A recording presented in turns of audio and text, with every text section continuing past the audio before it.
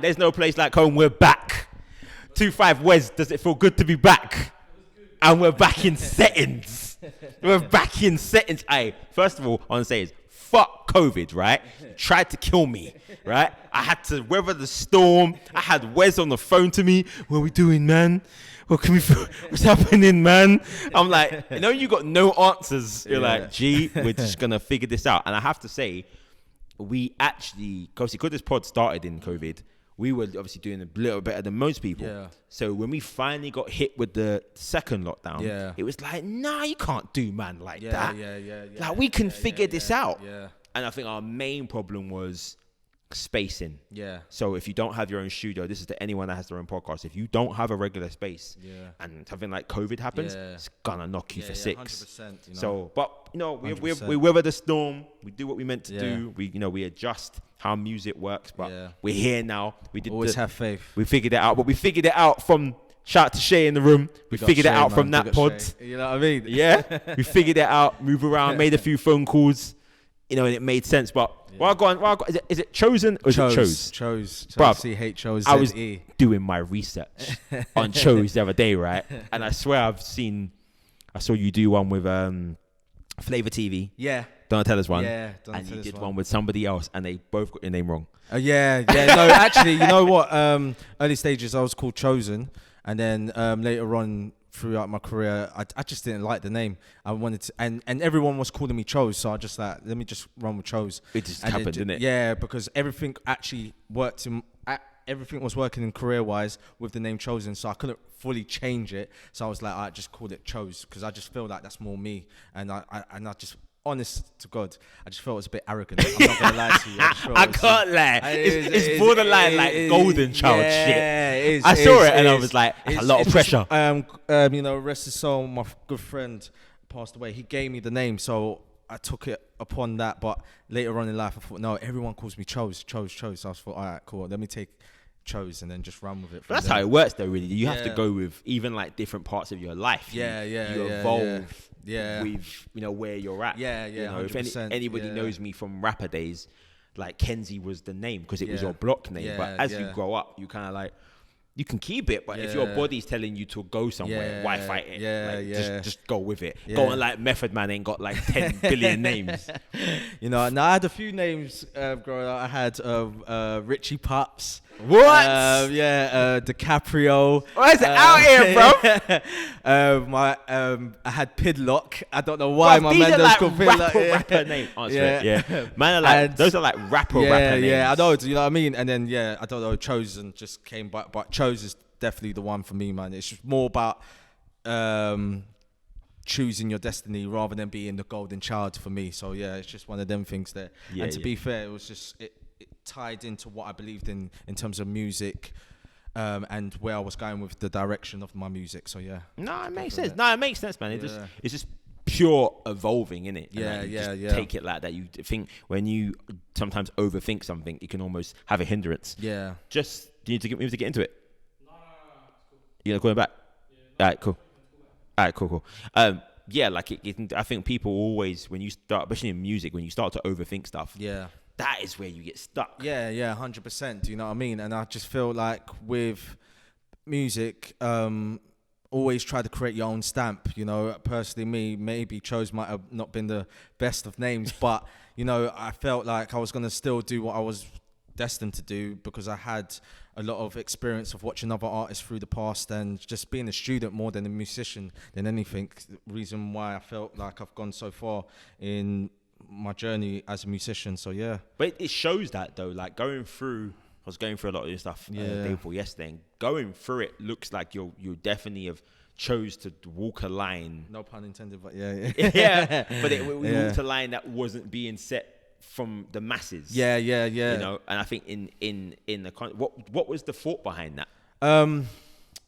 Well, I honestly I studied a lot of artists before I stepped into the game, first of all, because I just felt how the successful artists survive for so long in this industry. And I felt the first thing that stood out for me was originality, somebody that is being themselves, not watching anybody else. Do you know what I mean? And if you look back at all the great musicians from the UK, like Massive Attack, Soul to Soul, The Prodigy, Soul Solid, everybody is completely, all those 4 names I just mentioned, they all got a completely different sound, different identity, different brand. But this is why they have a milestone in the industry, because they believe in their art form and they go all the way with it, no matter the times, no matter what's changing or not. Do you know what I mean? So I've always took those points and ran with it. And I said to myself, if I ever involve myself in the industry, I know what to do, and I have to create my own stamp. Whether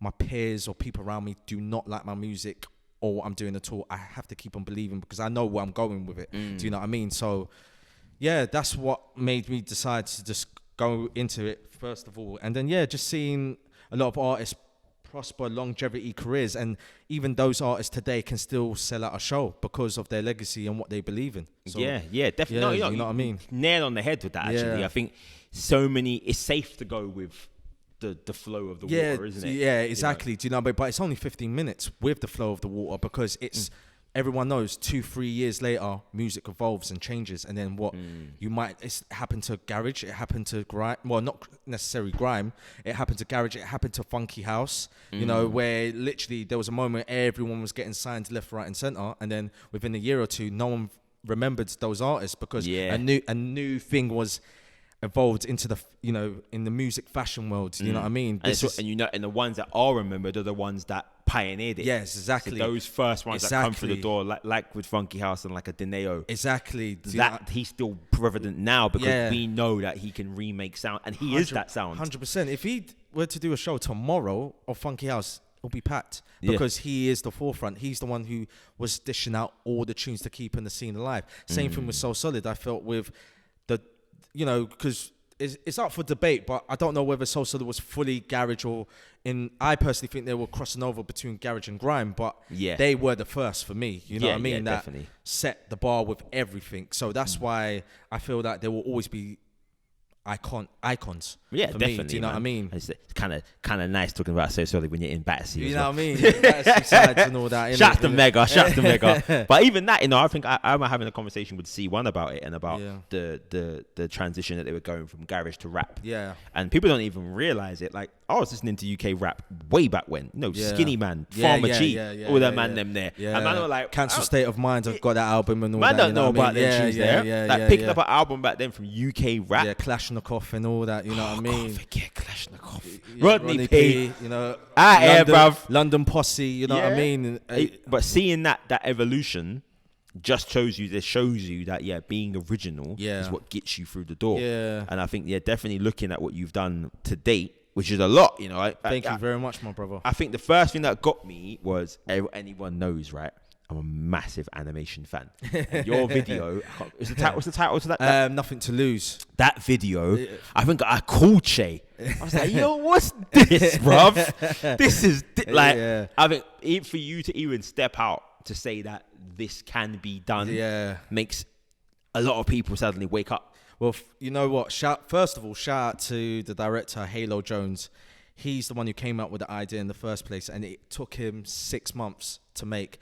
He drew every single second of that video, like literally drew every single second. Like, I just still mind blown of what he literally said to me that, you know what, Chose, I'm going to be in the dungeon for about 3 to 6 months. So when you hear from me, you hear from me. If you don't get worried. It's just that I'm doing it. Do you know what I mean? But it was just one of them things. We always go back in time and trying to get as much influences as possible, you know. And then he came up with the idea of, let's go with, you know, people like to use plugins to do animation. He said, no, let's go back to the basics. Let's do where cartoon animation, frame for frame. He did frame for frame. So I thought, that's brilliant. I thought, why not? Do you know what I mean? And I felt like Chose, the brand, has always been about thinking outside of the box. Always don't be afraid to think outside of the box, because that's where people are going to see your talent more than anything. That's personally me. I could be completely wrong, but I just always felt like once you carve your own path and show great influences that are embedded in you, I'm telling you, people will recognize it and be like, yeah, you know what, this guy really, or this girl really believes in themselves and really doesn't do the normal watch 10 artists that are doing the exact same thing, you know. I feel like that's what happened with Dizzy Rascal. I felt like Dizzy was another artist that believed in his sounds, believed in, you know, grime. And I remember the time when Boy in the Corner came out, funny enough, and I saw a lot of reviews, and he was getting some mixed reviews. Yeah,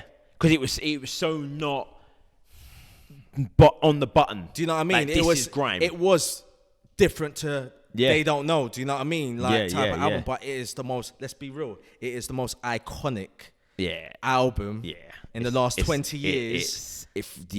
That is for me. That is the cornerstone. Do you know what I mean? Of this is when UK landed. Like officially. Do you know what I mean? We can make music. This is viable. This makes money. Right here. He ticked a lot of boxes as well. At 18-year-old, creating all the beats and writing the lyrics and just believing in himself. And even some of the videos were out there. Do you know what I mean? Like I Love You. It's crazy. Do you know what I mean? I Love You. I'm not gonna lie. I was a bit like, really? It was nuts though. Because you heard I Love You for like a year. Yeah. And you're thinking this video is gonna be like in the bedroom. You know what I mean? On the phone. It's gonna be like. Boy, it was straight academic tracksuit. Do you know what I mean? But it was so quintessential British. That's why you liked it. And then the second video did the same thing with Fix Up Look Sharp. Yeah. And then that's when I just felt like, this is what I want to do. I want to do something that's not the norm. It's just not. Yeah. You know. Just that's why I think like we kind of almost. When I look at visuals, I always say British artists are behind. Yeah. I'm always watching what's going on in Asia, and they're so Yeah. far beyond. Yeah. Just because I would say it's because of the transition. Yeah. I think we went from budgets of 20k, 30k, even 100k to man them being able to get a digital camera. Yeah. And shoot what you want. Yeah. But you lost all the building bricks. Yeah. So yes, I've got the camera, and yes, it's 4K, but have you got a producer on set? Yeah. Did you bother to do a treatment? Yeah. What is there a beginning, middle, end? Yeah. Like man them are now just man's got car park, bruv. Yeah. Spit bars. It's a cipher. It's not a music video. But it's true because even when I do my videos, I hire a team to do it, and people will always say to me, "But Chose, you've been doing videos for so long. I'm sure you know how to direct and all that." I say, "Listen, I pay people to do the job because they are better at than me. Yeah. And no matter how much experience I have, I feel like there's always somebody who has a better eye and a better job to get an end product. So I'm never afraid to use somebody else to create the vision that's in my head, because I feel like they do it 24/7 and they're on it. Whereas some people, with all due respect, get a camera phone and weren't studying the game and decide to do a video for this is a video. Do you know what I mean? But I just feel like you have to be a student before you enter into any fields, because that's how you will easily become great at your craft, if you're learning every single day of how to become better. Because big shout out to a friend of mine called Purple, aka Aoife. She was showing me a lot of videos from France, Germany, Italy, and I was like mind blown. Like, wow. Purple the same Aoife we're talking about? Yeah. Purple the same. It's Aoife, innit? Aoife. Yeah. Shout out to Aoife. Aoife told me some stuff. It was like, wow. Like videos that you would think is 100k, but it's like doing it for like maybe 5 to 6, but they look 100k, and I'm like, I've never heard this artist. It's just being. I think so many artists nowadays, especially because everything costs so much money. Yeah. Being brave enough to go, I'm making this is a big thing. Because man, I want to. Oh, yo, I want to be lit. I want to look like my man. Let me get the rollie out. Let me get the car out. And I'm like, yes, but if we're talking about an actual artist, because that's what you are. First keyword, you're an artist. You're not an MC, not a rapper. You're an artist. From conception of the song to writing the song to recording the song to doing that visual to getting it out is a creative process. And if you're not a part of the creative process, why bother go through all of that? Do you know what I mean? And what's the point of you being an artist if you're not going to be creative? Do you know what I mean? But you know how many rappers I've come across and said, right, let's write a treatment out. And I'm like, yo, and everyone knows me, I'm a bit outside the box when it comes to films. I'm like, yo, have you seen so-and-so from Thingy Film? Yeah, like, no. All right, what do you watch? Nothing. What do you mean nothing, my G? Like, what have you grown up on?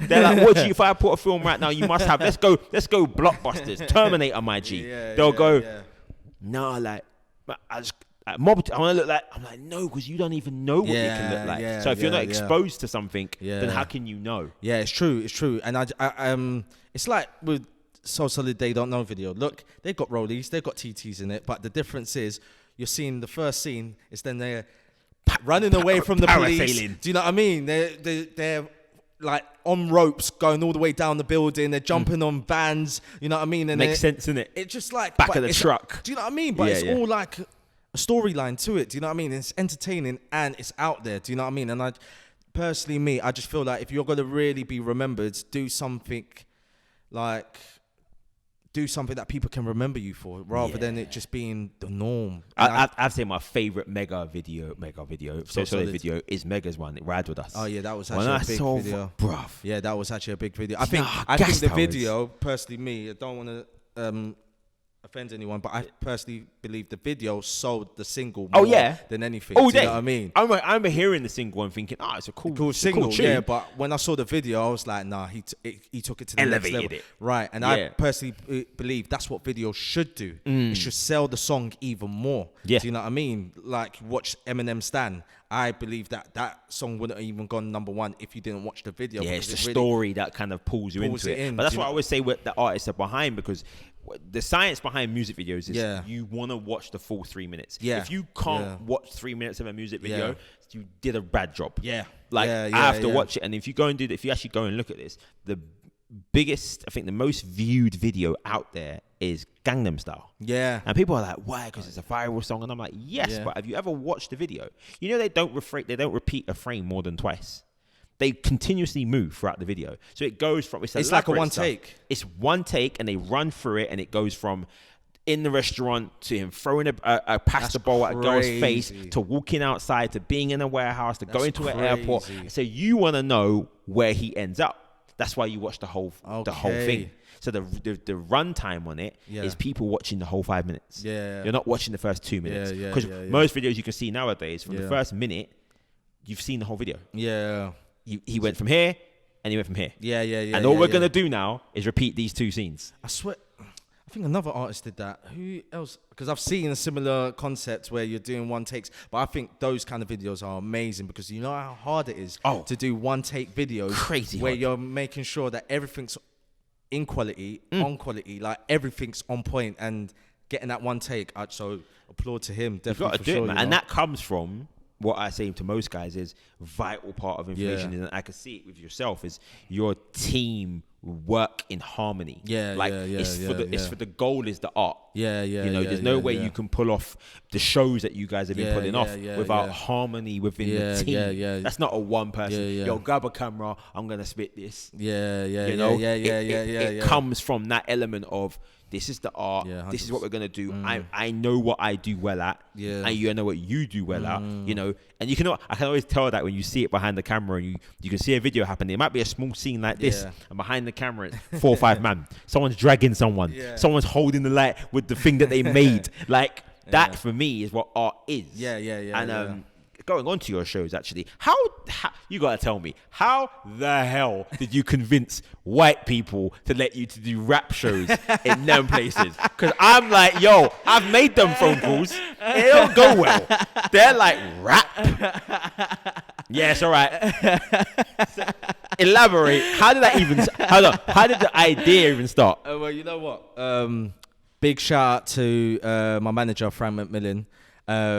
A white lady, but you know, I think it's one of them things where, you know what, I think it wasn't just about the privilege type of thing. I think if it wasn't for her skill set, we would have never got into those venues, because she sold them something that they just felt, you know what, this could be something new and fresh, and something that we've never experienced in a while, or never experienced. So I think it was the first one was Tabernacle, where we came up with the idea of doing the whole orchestra vibe and, you know, visual vibe. And the way she sold it to them, they were just really intrigued. I think it was more of a test run for them. They just wanted to see, will this work? So when it did work, we knew the advantages from it and the disadvantages from it. We learned a lot from the first show, but we was like, all right, we've got something here. It's when we did Union Chapel. That's because they first said to Fran, no, we're not going to do that at all. Like, we don't do rap, like, there, like, because they told me that the only 2 rappers that ever performed there but was part of a lineup was I'll tell you what my opinion is on camera here. Give me the phone. Hold on, sorry. It's alright, bro. Yeah. Okay, asking me that. You've forgotten. There you go. Bring the top number. Yeah, so basically, no, they told, the only 2 artists was Example and Plan B. But, you know, what? Yeah, like, that were rappers in that venue, but they were singers as well. So they rapped but sang at the same time. It was a way to get in the door. Right. Yeah. Because Union Chapel, you only had people like Adele, Oasis, Florence and the Machine, you know, prestigious names performing there. So on the night when we were going to... So what happened, they said to her, all right, you know what? Let him come in for a rehearsal run, and if we like what we see, then we will give him a date. So I came in with an engineer, came with, I think it was one of the producers, I'm not too sure. Yeah, we just played the tune, I started rapping in front of them, and they were like, all right, you know what? We can kind of see where this is going. All right, we're going to try it. Gave us a date. Cool. When it got to the date, it was November the 14th, I remember it like yesterday when we put it up. One of the staff came up to me and said, you know, we might apply, you know, you're going to be officially the first rapper to headline in this venue. And I said, excuse me, what? So yeah, you're going to be the first rapper to headline in here. And I was like, me? I was like, you sure? To some, yeah. And these times when you go in Union Chapel, especially the office and stuff, you're seeing like amazing artists. And you're like, wow, first. So I didn't think nothing of it. Bit pressure at the time, cool. Yeah. When it got to the show, had to sever the nerve you know a little bit. Like, seeing the people, seeing the setup, getting on that stage, I just said to myself, you know what, this is it. Like, if I don't perform my life out on this stage, forget it. Like, they ain't never letting the rapper back in here. right. And I think no matter what, I think if I don't do well on that day, maybe I might have to start thinking of other options in life in general. Because I just felt like if I can't do it here, I can't do it anywhere. And the acoustics in there are amazing. The sound is just incredible. Even the venue is just amazing. And I just thought, all right, cool. And then, I performed my life out. And then, it was just an amazing, one of the best moments of life in general to do that show. And then, we went on from there to doing, we got invited by Wilton's Music Hall, which is the oldest music venue in Europe. Wow. Oldest music venue in Europe. And they said that I was going to be the first rapper to headline there as well. And the first rapper to do rap and orchestral music in that venue. And that same week, the Monday was Khalees, the Tuesday was Duran, the Wednesday was Paolo Nutini. Is it Paolo Nutini? I think his name is. Thursday was somebody else, and I was on the Friday. So that lineup alone was pressure, but we went there and did what we did, and it was just an amazing shows. But it just, it just made me feel this is what I want to do something that you love, get paid for it, and people embrace and appreciate what you're trying to create. And that's the whole purpose of being an artist. That's personally me, to do something you love and have no limits to it, Yeah, man, you're breaking down the walls and not going the easy way. Yeah, do you know what I mean? And it's just one of them things where you just want to feel like you're creating something where people can always look back on and say, this guy did this, and they did you that. went the harder way. Yeah, do you know what I mean? Because I'm not gonna lie, the route that I've taken as a musician has been like a real. It's been ridiculously hard. It's like sacrifices, bro. Like sacrifices, like lost relationships, friends and family, because of your tunnel vision, your determination. You want it so badly because you want to have a dream where you're doing something you love and taking care of your whole family. And you it's all or nothing, really and truly. But you can't always have everything you want. You can't always have, the girlfriend by your side and the family. My family supported me, but, sometimes we didn't see eye to eye with certain things because it's hard, because they're like, we want you to be this, but at the same time they understand, you know what, it's your life, we believe in you, we support you, and we get it. And then when they come to the shows and see it, they're like, wow, we're proud. I think it was the proudest moment for my family is when I did the show at Hammersmith Apollo. And then that's when my brother was saying, like, bro, I'm proud of you. Like, this is a big look. Yeah, this is like Hammersmith Apollo. Like, the last time we went there, like, he went there to see Rick Ross. Do you know what I mean? So to see your brother there doing it, do you know what I mean? It's like anything is possible. Do you know what I mean? So I just think it's just one of them things there where it's just like, just believe in yourself, man, and you can achieve anything you wish as long as you believe in it. Do you know what I mean? So yeah. And it's almost like again, it is. I would say to artists, when you're walking the road, it's like, I think so many of the youth think like, you know, getting through the door and being an artist is a year thing. Yo, we pop off, put out the single, run, and we go. When in reality, it's a life. You know, most artists, you know, your average artist, you're looking at like 5 years of growth. You know, and I always use examples like the artists that are originals, that are first, you know, even seeing like AJ Tracy come through now and doing what he's doing. People are like, oh, he's busting. I'm like, yo, look at his road. He's been doing it for a bit, but I'll use a better example, not to downplay him, but Getz, for example. Man's been doing it for 17 years, bro, and he just went number 1 the other week. Do you know what I mean? Road. And even I went to his show. Is it a couple of years back now, 2 years back or 3 years back, and even seeing him at that level was like, this has been a long journey. But guess what?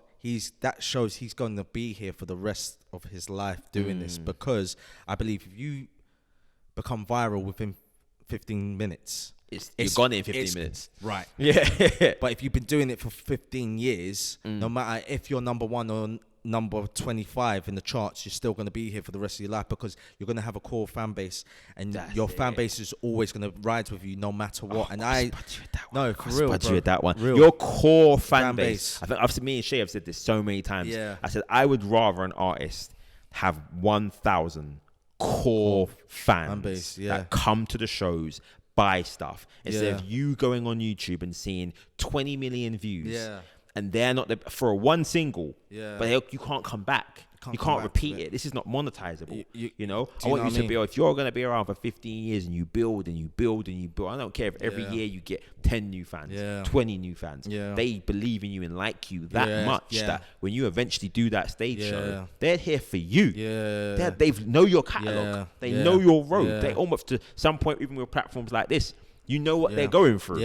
Breakups, deaths, all that stuff there. But you're building your fan base. I would love the youth to really understand what that even means. Well, it's just crazy, because I remember before lockdown, I was set to go and do a 2-date or 3-date gig, like 3 gigs in Brazil. Because one of the promoters saw Nothing to Lose and really loved it, and it was like, I think they will really love you here. I want to put you at the forefront at Brazil. But it just showed to me, doesn't matter if you're not like, you know, like Tiny Tempo, a Stormzy right now. There are fans in other countries that are really ride for you and love what you do. And this is a point that I want a lot of people to understand. There are actually 2 music industries. There are two music industries. So music industry number 1 is the 15 minutes, where you get in the charts, you're in the magazines, you're in the press, you're out and about, you do X, Y, and Z, so forth. Everyone knows who you are. You've got 15 minutes. Now, if you're like, for example, your first album does amazing, and then the second album doesn't, and then those 15 minutes go, it could really hit you hard, and basically you get the drop label around your head, and it's very hard for you to bounce back from. And then there's a second music industry where it's the cult following. Now there's artists out here that are making a killing, doing shows in Brazil, Paris, Sweden, you know, in underground raves to a capacity of 1,000, and are making a living out of that. And are doing it for 25 years, 15 to 25 years, because they're doing the small gigs. And this is what people got to realize. Focus on your core fan base. Don't worry. So if your fan base takes you to the next level, then there's nothing you can do. But if you've turned around to that fan base that took you to the next level and say, all right, see you later, bye, gone now, they will turn on you and say, bye, all right, cool. We I'm know done what now. it is now. We're done. Yeah, Let's yeah. move on to the next one. Do you know what I mean? Type Yeah. of thing. And that's why you have to be very careful who you tap. Like when you're touching markets and how you're promoting your music, and if you want to change it, you've got to be very careful, because remember where you come from and what supporters or which supporters brought you to the forefront in the beginning. Do you know what I mean? Yeah, who are passionate about the music. Do you know what I mean? And you'll bump into them. Like when you physically meet them, Yeah. I would say that I think that the most vital way I figured that out was physically being on the road. Yeah, The first time I got on the road and met people. And they telling you, what songs did certain things to them and how it made them feel when you have the dynamic with them. That's why even with socials, when people are on social, people say, "Oh wow, my social growing." I'm like, because you're not being social. Yeah. That's what it's built for. Yes. Like very talk true. to people. Very true. If you're very on there true. and man, oh yeah, I'm gonna pump it up and then Very I'm true. gonna push it up with views, you're not interacting with your actual fan Very base. true. So why do they feel like that they should be like emotionally supporting you? attached to you? Yeah. Like they have to in yeah. some way feel like, I would say that the friendship model is still something that works right now. They have to have some kind of element where they can go and see you on a beach somewhere or see you wherever and be like, oh, I know, yo, he's cool. That little interaction we had is memorable. Yeah. So I'm going to support him now. You know, anytime they're doing what you're doing, anytime she's doing what she's doing, I'm going to support it. That's why even with the branding that we've brought on board now is I have a bunch of brands and people throw money at artists. And I'm like, no, you have to think about who you are and what that brand does for your fan base. Yeah. You know, if it's something that is generally an attachment to you and your day-to-day life, you can be a great asset to a brand. Yeah. But if it's not, you can destroy a brand. 100%. It's the 100%. authenticity in it can yank it down. I think what a lot of people got to realize is, what are you in the game for? To be a celebrity or musician? Because Difference, years ago, like bands like U2 and Oasis and stuff, they were musicians. They would go to the pub and play in front of 20 people or 50 people because it was all about the music. Yeah. Do you know what I mean? Whereas in today's world, it's about how many likes and how much popularity I am. So people feel like more about me being more famous than me creating a body of work that lasts a lifetime. If I have it my way, which I am feeling it's my way, I would rather be more famous with my music than me as the individual, because that's what I've always wanted it to be. I'd rather go in a place and they play my music and no one knows who I am. Yeah, and it's longevity as well. Yeah, like do you know you'd what I rather mean? get, like, I think Russ said this on a pod when he was talking about how when like Drake gets his first number one, you don't want it on the first one. Yeah. You know, realistically, you want it on the 4-5 album. Yeah. You know, where once you hit that single, people are like, look at the catalogue. Yeah. How did I not know about this person? Yeah. And you go back throughout the whole catalogue. All that work that you were doing now comes to light. Yeah. Where when you're what I've coined this phrase lately. Yeah. I think Wes asked me last time I came out of it, and I said, you're a GIF rapper. Yeah. And a GIF rapper is literally that. The 15 seconds. Yeah, 100%. You're a 15-second rapper. You come out, you Yeah. found something that worked, people thought it was funny, or something about it was enough at that moment, but you can't repeat it now. And then even furthermore, you have no fan base because they don't actually like you as an artist. They liked that specific thing. Because you entertained them at that specific time, and that's what you're only, with all due respect, good for at that specific time. But I'm not going to come to your show and watch you do it, because I'm just like, no, I'm not really entertained by that. It's a song. Do you know what I mean? I can see you on a lineup with someone and do that one song. Do you know what I mean? Okay, go now. Right. But for someone to go and spend, what's the average price of a proper ticket O2 nowadays? What, £40? Yeah, £50? 40, But 50 I'm minimum. gonna spend yeah. £50 to do one tune. Yeah, Nah, it's all right. Yeah, exactly. It's cool. If I'm gonna pay money, I'm gonna watch a show. I'm gonna be entertained from start, middle, and end. I feel like this is an experience, and I feel like I'm gonna go back and tell people, listen, mate, because I've been to shows like where it hasn't been my genre, but I've been blown away because of their setup, the way they presented themselves, and the way they told their story from start to end. And I just feel like I took those notes, ran with it, and I felt to myself that inspires me to do something in one of my shows, because I just feel like that's what it's all about. But that shows me the artist in you. That's why I was like, funny enough, I tagged you in the Love, Death and Robots thing, didn't I? Yeah, you did actually. I saw it and instantly went, yo, you did actually, fuck with this. Yeah. Like, I was ready, Netflix style, you know what I mean? And catch all that. it, yeah? Yeah, I'm ready for the that artist in me was like, as a pure artist, Yeah. you will watch this And even if you don't like every single episode, Yeah. I guarantee you yank something out of this. Yeah, yeah. It's one of those things where I love those little shows where every episode is different in the season, but you may see one thing, and as an artist, only you may see it and go, okay, I'm gonna adapt that. And work it. And to be honest, when you look at most music videos from artists, that's what you're looking at. Yeah, do you know what I mean? A music video is something they've seen. You remember the ones that are popular. So you remember when Ja Rule and Ashanti do the Grease thing. You remember when again Ashanti and Lloyd do the Bronx Tale. When you're watching the movie, because it's a big movie, you get it. But there's a bunch of videos that you thought the timeline behind this is amazing, and the story is amazing, but because you didn't see the movie, you didn't clock what they where were they took trying, that from. took that from. It's true. And it's I true. think just exposing yourself to talent and exposing yourself to inspiration from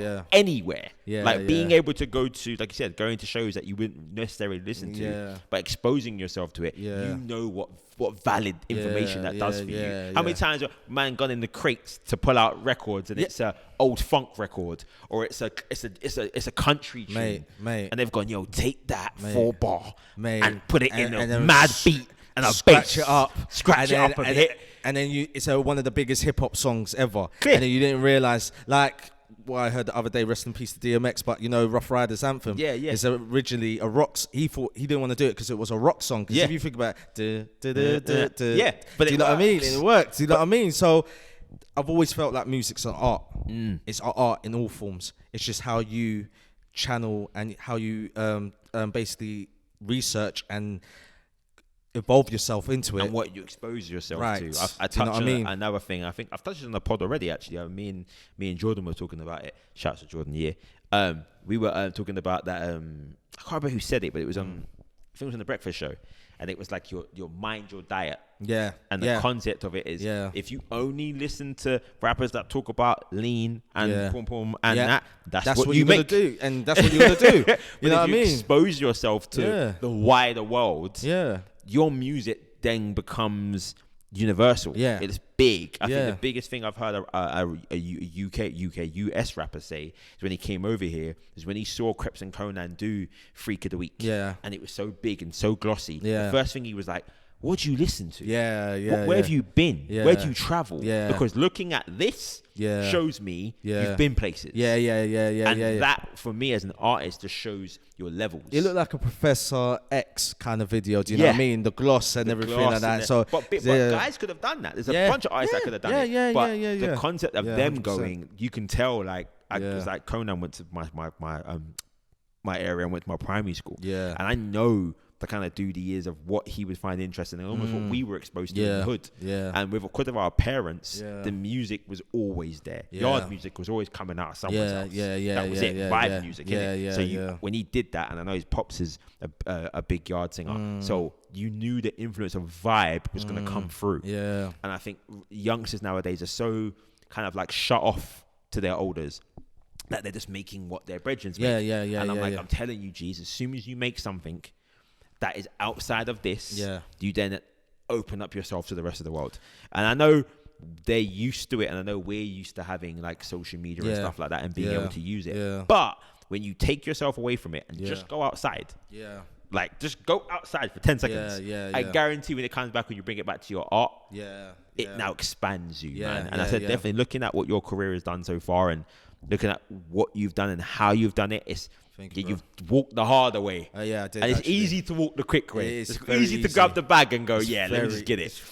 It's very, very, very easy. But it's been a very difficult but blessing journey, because I've learned so much information from this industry when I started about 10 years ago, really and truly. And I just learned so much, connected with so many people, and just realized what I really wanted to do. And I've met so many famous musicians that are talented and wish they never went through a certain road of sounds, because that's not what they originally were. And they're stuck in it. Right, but they just were bombarded with labels at the time, and we can make you this big and we can do that. And it just really had a knock-on effect on them, because they didn't really want to do that kind of music. And they want to be in your position now. Right. Where you can just make your music. Right, and they can...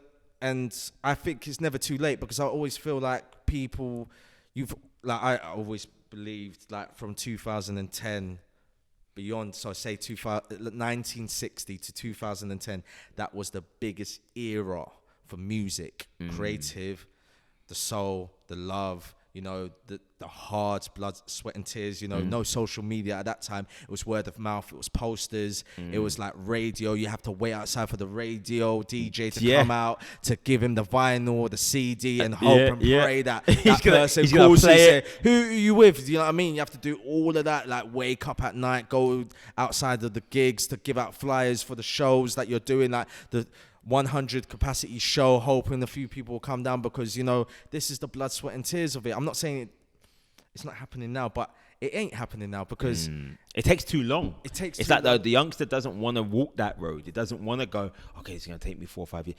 Just do it. Well, it's the same thing where you're buying a record. It's the same way with a download. It's the same way of their mentality. For example, back in the day, you used to get out of your house to go all the way down to West End to buy a vinyl or a CD. The effort. To pay that $2.99.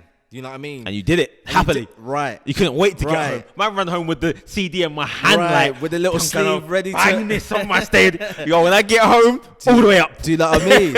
And you got the little artwork and everything with it. You read the book. Right. You know, I missed that, you know. Yeah, Can we bring back the book? Right. Can we bring back the book? I think the book's still there. Yo, it's just...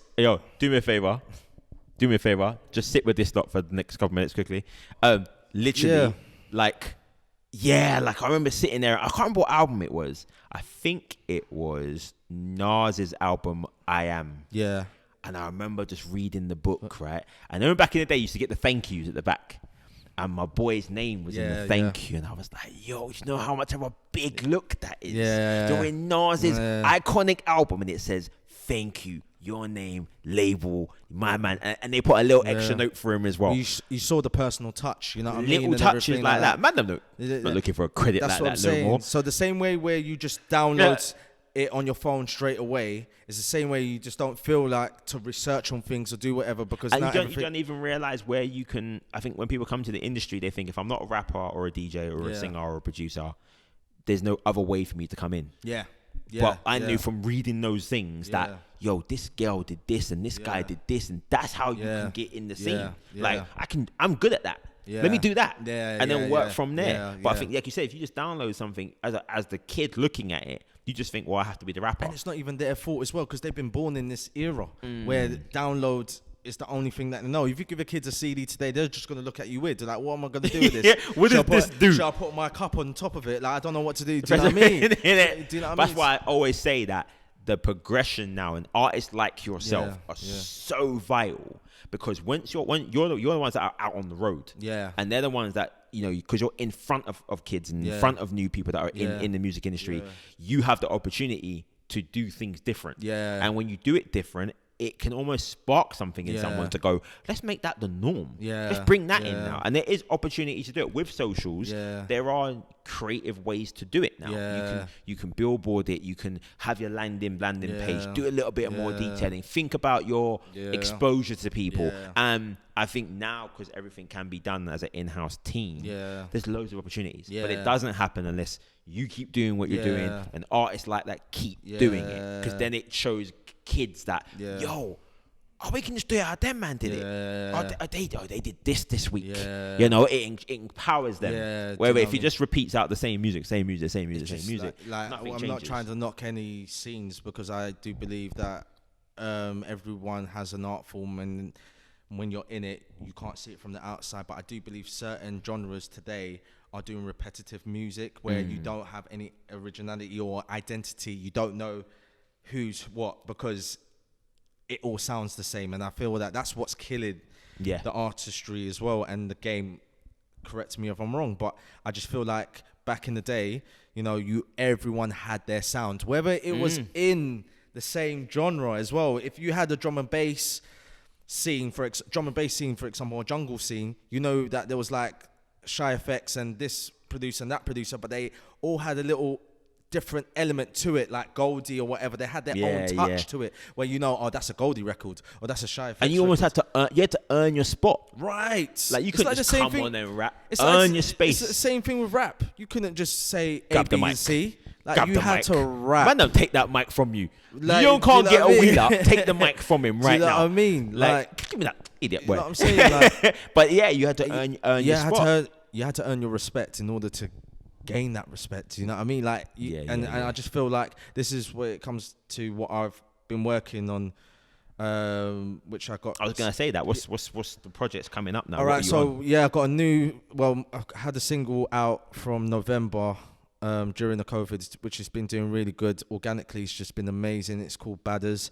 It's the first single from the LP that I created. It's called DIY, which I got a situation with a label called Cartel Music Group and 831 Recordings. And basically that whole album's about believing in yourself more than anything. Not do it yourself, but believe it in yourself. But I just felt like it was very tough doing this album because I'm walking into an industry where it's a new genre of things, it's a new sound, and it's a new sound of today. And I'm bringing in not the old sounds, but I'm bringing in like old influences into a new crowd. Do you know what I mean? So you're going to expose them to something new, but you don't want to take it too. So Badders was the test to see if the new crowd would understand where I was coming from, and which has worked because I'm getting a lot of kids saying, "Oh, we really love the song Badders and all that." I'm like, "All right." Badders is a line though. I know Shay had influence out of Badders thing. And no, it was actually big shout out to Skulls, man. Big shout out to Skulls, the producer. But on the album, I've got a guy called Corpse, who's the son of Barrington Levi. We actually sampled Barrington Levi's voice and made a song out of it, and he gave us the permission, so it was only right to get his son on the record. I did a jungle record on there, and I thought it was only right to get Skibbity on there. Oh yeah, shouts to Skibber. He's a madman, you know. You know what I mean? Skibbity on there. Shay 7 is on there. Do you know what I mean? He's on there. I know who the fan his voice on there. You know, Shay's like relaxed to remind people, man, can bars. Do you know what I mean? In case you forgot. It's just, and you know, a big shout out to Lionheart. My mom's on there as well.